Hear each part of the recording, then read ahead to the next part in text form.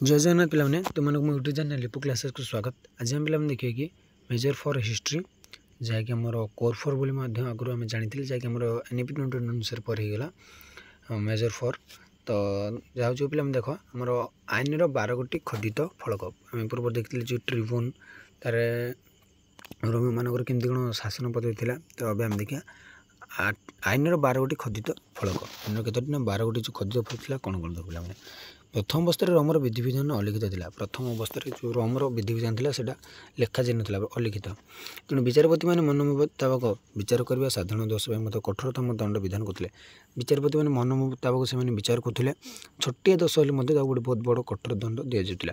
न्याय व्यवस्था चली अजारकता और शोषण अजारकता चलता माने मन इच्छा से शासन करते शोषण करुले लोक मान। तेणुकर प्लेबियन मैंने अतिष्ठ लिखित आईन व्यवस्था दाबी कर आसुले और परिशेष से दाबी मुताबक राज्य विधिविधान और आईन कानून गुड़िक विधिबद्ध भाव में लेखापी 10 जन को डिसेम्बर भाव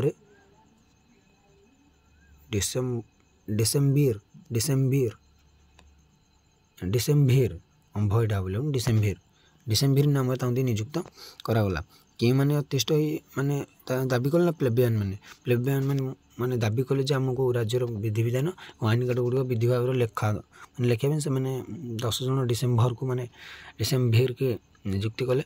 से राज्य समस्त आईन कानून को विधिबद्ध भाव 12टी कांस्य फलक उत्कीर्ण कराई रामनगर मुख्य बजार संस्थापित करते।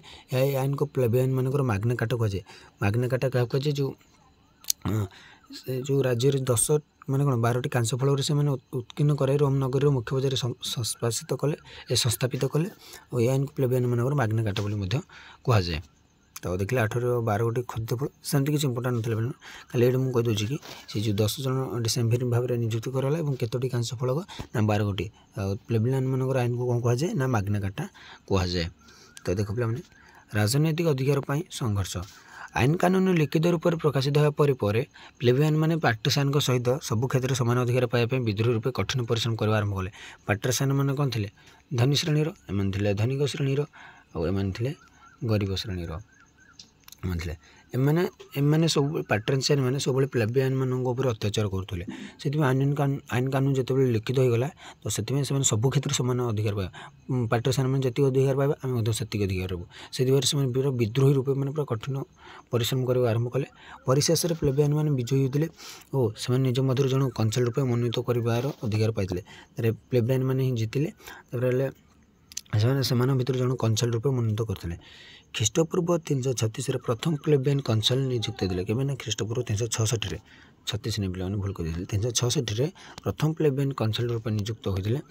नूतन रूप सृष्टि होते सेंसर पदवी में ख्रीष्टपूर्व 300 बेलू प्लेबियन मैंने नियुक्त होते। ख्रीष्टपूर्व 300 बेलू प्लेबियन मैंने जो सेंसर पदवी में नियुक्त होते।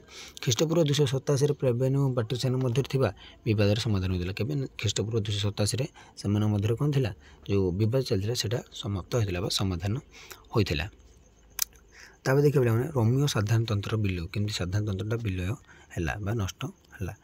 देख पे विजित राज्यगुड़िकर खजना एवं उपढंकन आकार प्रचुर धन रोमर कोषागार आसी जमा होता माने जो हाँ जो राज्यगुड़िक खजना और उपढंकन आकार में प्रचुर धन रोमर कोषागार को आसी जमा होता।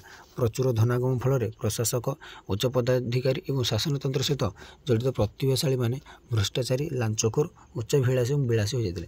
देखिए टंका बहुत आसी किसी काम न कर पूरा कौन विलासी मैंने एंजय खाली लाइफ मैंने पूरा लग्जरीयस लाइफ एंजय कले।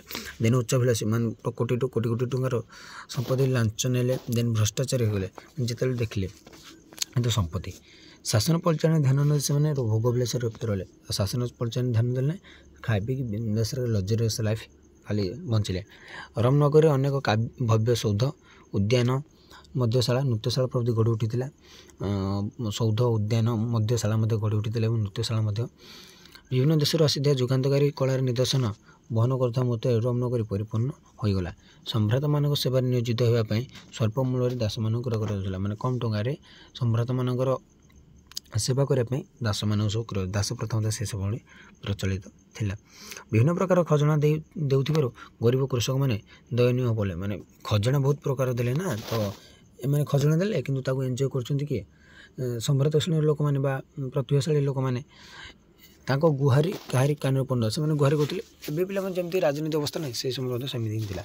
କୃଷକମାନଙ୍କଠାରୁ ଜମି ଛଡ଼ାଇ ନେଇ ସମ୍ରାଟମାନେ କୀର୍ତ୍ତଦାସକମାନ ଚାଷ କାର୍ଯ୍ୟ କରାଉଥିଲେ। ଫଳରେ କୃଷକ ଜମିହରା ନିଃସ୍ୱ ହୋଇଯାଉଥିଲେ। ମାନେ କ'ଣ ନା, କୃଷକମାନଙ୍କଠାରୁ ଜମି ଛାଡ଼ି ନେଇ ସମ୍ରାଟମାନେ କୀର୍ତ୍ତଦାସକମାନଙ୍କ ଦ୍ୱାରା ଚାଷ କରୁଥିଲେ। ସେମାନଙ୍କର ଯେଉଁ କୀର୍ତ୍ତଦାସ ଥିଲା ସେମାନଙ୍କୁ ଦେଇ ଦେଉଥିଲେ ଜମି, ଯାହାଫଳରେ କୃଷକମାନେ ଜମିହରା ହୋଇଯାଉଥିଲେ, ନିଃସ୍ୱ ହୋଇପଡ଼ୁଥିଲେ, କିଛି କରିପାରୁନଥିଲେ। କୃଷକମାନେ ନଗରାଭିମୁଖ ହୋଇ ଦିନ ମଜୁରିଆ ରୂପେ କାମ କରୁଥିଲେ। ତାପରେ ହେଲେ ଚାଷ କାର୍ଯ୍ୟ ଛାଡ଼ି ଏବେ ଯେମିତି ଲୋକମାନେ ସବୁ ସୁରାଟ କିମ୍ବା ଗୁଜୁରାଟ କିମ୍ବା ମୁମ୍ବାଇ ସବୁ ଚାଲି ଯାଉଛନ୍ତି ଚାଷ କାର୍ଯ୍ୟ ଛାଡ଼ିକି, ସେଭଳି ଭାବରେ ସେ ସମୟରେ ମଧ୍ୟ ଲୋକମାନେ କ'ଣ ସବୁ ସହରାଭିମୁଖୀ ହେଲେ ଏବଂ ସେଠାରେ ଦିନ ମଜୁରିଆ ରୂପେ କାର୍ଯ୍ୟ କଲେ। କୀର୍ତ୍ତଦାସ ମାନେ ପଶୁ ତୁଲ୍ୟ ଜୀବନଯାପନ କରୁଥିଲେ। କୀର୍ତ୍ତଦାସ କହିଲେ ଆଉ ଗୋଟେ ପ୍ରକାର ଗୋଟେ ପଶୁ ମାନେ ଗଧ, ତାଙ୍କୁ ଇଚ୍ଛା ମୁତାବକ କାମ କରାଯାଉଥିଲା, ଚାବୁକ ପ୍ରହାର କରାଯାଉଥିଲା, ଏପରିକି ବାନ୍ଧି କରି ମଧ୍ୟ ରଖାଯାଉଥିଲା। ବାନ୍ଧି କରି ତାଙ୍କୁ ମନେ ଇଚ୍ଛା, ସେଇଟା ଗୋଟେ କୁକୁର ପଶୁ ସଦସ୍ୟ ସମାନ, ଦେନ୍ ପଶୁ ତୁଲ୍ୟ ନୁହେଁ, ସେଇଟା ପଶୁ ସଦସ୍ୟ ସମାନ, ସେ ଗୋଟେ ପଶୁ ଜୀବନଯାପନ କରୁଥିଲା। ସବୁଠାରୁ ଭ୍ରଷ୍ଟାଚାର ଅଧିକ ହେଉଥିଲା ସରକାରୀ ସ୍ତରରେ। କ୍ଷମତାଶାଳୀ ପ୍ରଶାସକ ଓ ନେତାମାନେ କେବଳ ଧନ ଆହରଣର ବ୍ୟସ୍ତ ରହୁଥିଲେ। ସେମାନେ କେବଳ ଧନ ଆହରଣ ହିଁ ବ୍ୟସ୍ତ ରହୁଥିଲେ। ଦୁର୍ନୀତି ଚରମ ସୀମାରେ ପହଞ୍ଚିଥିଲା। ବଡ଼ ବଡ଼ ସମସ୍ୟା ସମାଧାନ ପାଇଁ ସିନେଟ୍ ଅକ୍ଷମତା ପ୍ରକାଶ କରୁଥିଲା। ପ୍ରଦେଶଗୁଡ଼ିକ ଅବହେଳା କରାଯାଉଥିଲା। କ'ଣ ସବୁଠାରୁ ଭ୍ରଷ୍ଟାଚାର ଅଧିକ ହେଉଥିଲା ଗୋଟେ ସରକାରୀ ସ୍ତରରେ। ସରକାରୀ କର୍ମଚାରୀମାନେ ବହୁତ ଭ୍ରଷ୍ଟାଚାର କରୁଥିଲେ। କ୍ଷମତାଶାଳୀ ପ୍ରଶାସକ ଓ ନେତାମାନେ କେବଳ ଧନ ଆହରଣରେ ବ୍ୟସ୍ତ ଥିଲେ। କେମିତି କ'ଣ ଧନ କରୁ, ଏବେ ମଧ୍ୟ ଏମିତି ମାନେ ପ୍ରଶାସକ ଆଉ ନେତାମାନେ ଯେମିତି ଖାଲି ଧନ ପାଇଁ ବ୍ୟାକୁଳ ହେଉଛନ୍ତି, ସେହି ସମୟରେ ମଧ୍ୟ ସେମିତି ଥିଲା। ପୁରା ଦୁଷ୍ଟ ଏମିତି ହିଁ ଚାଲିଛି ବର୍ତ୍ତମାନ। ଦୁର୍ନୀତି ଚରମ ସୀମାରେ, ଏବେ ମଧ୍ୟ ଦୁର୍ନୀତି ଚରମ ସୀମାରେ ପହଞ୍ଚିଗଲାଣି। ବଡ଼ ବଡ଼ ସମସ୍ୟା ସମାଧାନ ପାଇଁ ସିନେଟ୍ ଅକ୍ଷମତା, ସିନେଟ୍ ଆଉ କିଛି କରିବାନି। ଦେଖ ପିଲାମାନେ, ଏବେ ମଧ୍ୟ ସେମିତି ମାନେ ବଡ଼ ବଡ଼ କେସ୍ ହେଉଛି, କିନ୍ତୁ ଦୋଷୀମାନେ ବିନ୍ଦାସରେ ବୁଲୁଛନ୍ତି ଖାଇ ପିଇ ବାହାରେ। ପ୍ରଦେଶଗୁଡ଼ିକୁ ଅବହେଳା କରାଯାଉଥିଲା, ପ୍ରଦେଶଗୁଡ଼ିକୁ ଧ୍ୟାନ ଦିଆଯାଉନଥିଲା। ଶାସକମାନେ କ୍ଷମତା ଦୁରୁପଯୋଗ କରି ସ୍ୱାର୍ଥ ସାଧନ କରୁଥିଲେ। ଏବେ ମଧ୍ୟ ଶାସକମାନେ କ'ଣ କ୍ଷମତାଟାକୁ ଠିକ୍ ଭାବରେ ତାଙ୍କ କ୍ଷମତାଟା ଠିକ୍ ଭାବରେ ଉପଯୋଗ ନ କରି ସେମାନେ କ'ଣ ତାଙ୍କର ସ୍ୱାର୍ଥ ସାଧନ ପାଇଁ ହିଁ କାର୍ଯ୍ୟ କରୁଥିଲେ। ଧନୀ ଓ ଗରିବଙ୍କ ମଧ୍ୟରେ ଅର୍ଥନୈତିକ ତାରତମ୍ୟ ରାଜନୈତିକ ଅନୁଷ୍ଠାନ ଉପରେ ଗଭୀର ପ୍ରଭାବ ପକାଇଥିଲା। ମାନେ ଯେଉଁ ଧନୀ ଓ ଗରିବ ଭିତରେ ଯେଉଁ ଅର୍ଥନୈତିକ ତାରତମ୍ୟଟା ରହିଛି, ରାଜନୈତିକ ଅନୁଷ୍ଠାନ ଉପରେ ଯେଉଁ ଗଭୀର ପ୍ରଭାବ ପକାଇଥିଲା। ସାଧାରଣ ଜନତାଙ୍କ ଅଶାନ୍ତି ଏବଂ ପ୍ରଶାସନମାନଙ୍କର ଉଚ୍ଚାଭିଳାଷ ଖ୍ରୀଷ୍ଟପୂର୍ବ 133ରୁ 130 ମଧ୍ୟରେ ରୋମର ଗୃହଯୁଦ୍ଧର ସୂତ୍ରପାତ ହୋଇଥିଲା, ଯାହାଫଳରେ ରୋମୀୟ ସାଧାରଣତନ୍ତ୍ର ବିଲୟ ଘଟିଥିଲା। କ'ଣ ନା, ରୋମର ଗୃହଯୁଦ୍ଧର ସୂତ୍ରପାତ ହେଲା କ'ଣ ପାଇଁ ନା, ସାଧାରଣ ଜନତା ଅଶାନ୍ତି ଉପରେ ଏବଂ ପ୍ରଶାସକମାନଙ୍କର ଉଚ୍ଚାଭିଳାଷ, ମାନେ ପ୍ରଶାସକମାନେ ତାଙ୍କର ଉଚ୍ଚାଭିଳାଷ ମାନେ ତାଙ୍କେ ଯେଉଁ ଯେତେ ପୁରା ଖାଇ ପିଇ ବିନ୍ଦାସରେ ମାନେ ଅଏସ୍ କହିଲେ ଯେଉଁ କହୁଛେ ଆମେ, ଲକ୍ଜରିୟସ୍ ଲାଇଫ୍ ଜିଇଁଲେ, ଆଉ ଶାସନକୁ କିଛି ଦୃଷ୍ଟି ଦେଲେ ନାହିଁ, ଠିକ୍ ଭାବରେ ପରିଚାଳନା କରିପାରିଲେ ନାହିଁ, ଯାହାଫଳରେ ରୋମର ଗୃହଯୁଦ୍ଧର ସୂତ୍ରପାତ ହୋଇଥିଲା। ତାପରେ ରୋମୀୟ ସାଧାରଣତନ୍ତ୍ର ବିଲୟ ଘଟିଥିଲା। ତ ପିଲାମାନେ ମୁଁ କ୍ଲାସ୍ 2ଟି ଏଇଠି ରଖିଦେଉଛି। ତ ପରବର୍ତ୍ତୀ ଦେଖିବା ଆମେ ରୋମୀୟ ସାମ୍ରାଜ୍ୟ ସଙ୍କଟ କାଳ, ଜୁଲିୟସ୍ ସିଜରଙ୍କ ଉତ୍ଥାନ ଓ ପତନ। ତ ରହୁଛି, ଜୟ ଜଗନ୍ନାଥ।